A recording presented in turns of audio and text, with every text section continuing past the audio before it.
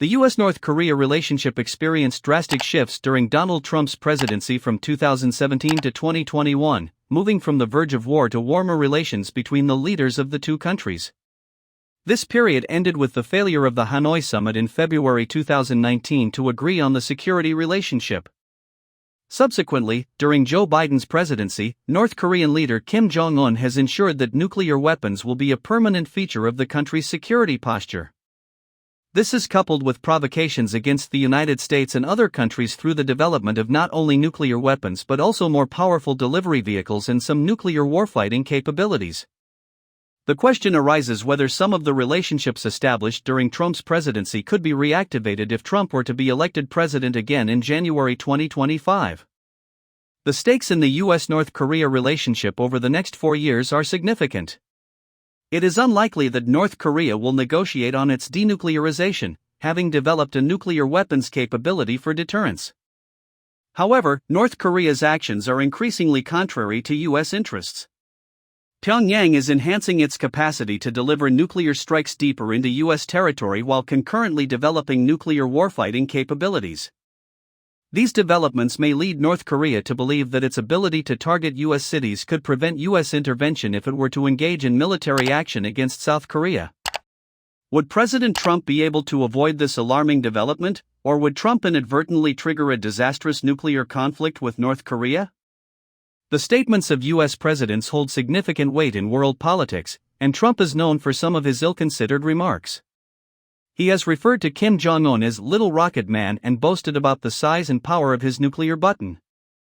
Trump has also questioned why the United States possesses nuclear weapons if it does not intend to use them.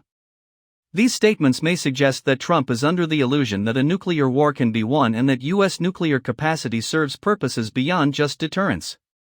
However, as a businessman, Trump views international problems relationally. If relations with North Korea are poor, negotiations can improve them. Consequently, Trump engages in dialogue even with figures like Kim Jong-un in an attempt to alter both the relationship and the behavior of North Korea. In contrast, Biden perceives his adversaries as inherently hostile, labeling China's leader, Xi Jinping, a dictator and Russia's president, a killer.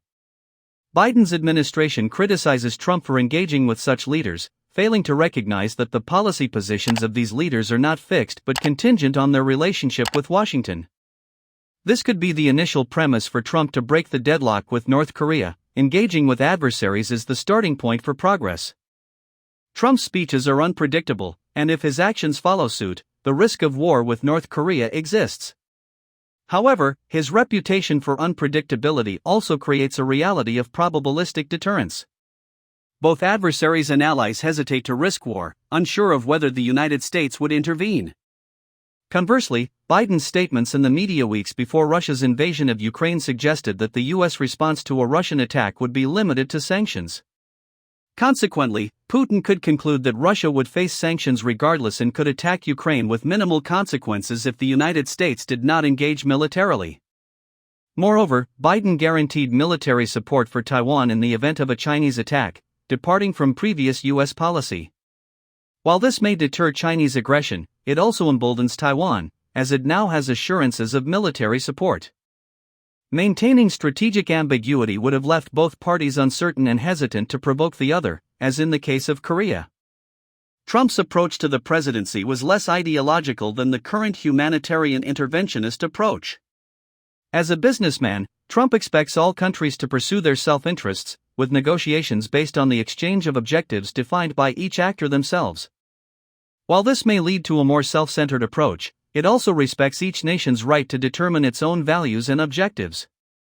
During Trump's tenure, the United States did not feel obligated to solve other countries' problems but instead focused on its own.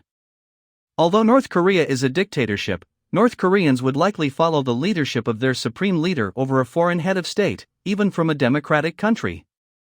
This is why Trump's approach in North Korea and elsewhere did not provoke violent resistance against the United States. Respecting a country's ability to define its objectives is a better starting point for negotiations than an attitude where one negotiator claims to represent both parties. Negotiation requires both parties to define their own interests, which is why the Biden administration engages less in dialogue with adversaries. If Trump were to return to the presidency, we might see more engagement, even with North Korea. Furthermore, presidents with a business-minded, self-interested approach tend to avoid wars, as wars are detrimental to business and self-interest.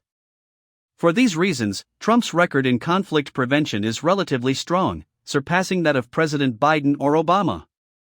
Based on data from the Uppsala University Conflict Data Program, global fatalities from organized violence systematically declined during the early years of Trump's presidency and plateaued during the final year. Trump did not initiate any conflicts during his tenure. While he conducted 2 air operations against Syria's Air Force in March 2017 and 2018, these actions expanded the ongoing conflict in Syria in which the United States was already involved. Trump temporarily extended U.S. participation in counter-terrorism efforts in Somalia by deploying permanent troops, but this expansion was short-lived. He also terminated direct military involvement in Libya and negotiated peace with the Taliban, thereby setting in motion the end of the 20-year operation in Afghanistan. In the case of North Korea, the United States came closer to a peace agreement than ever before following the successful negotiation of the 1994 negotiated framework. Although it may not be feasible to resume talks from where Trump and Kim Jong-un left off during Trump's presidency, a businesslike, relational, self-interested approach could at least avert a path toward conflict between North Korea and the United States.